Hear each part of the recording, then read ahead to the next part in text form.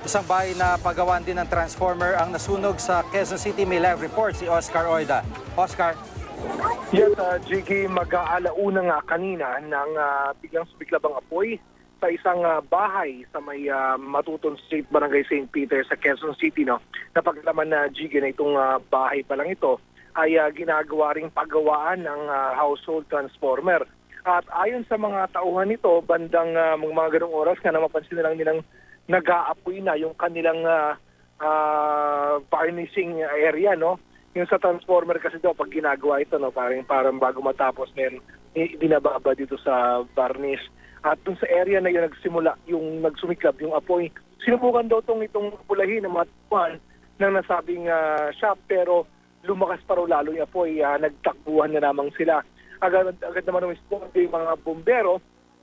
May mga ilan sa kanya napaso pero minor injury lang naman to.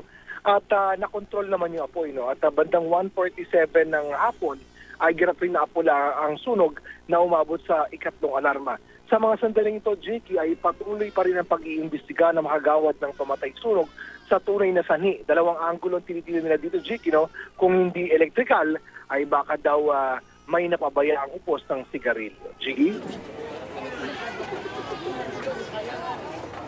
Maraming salamat, Oscar Oida.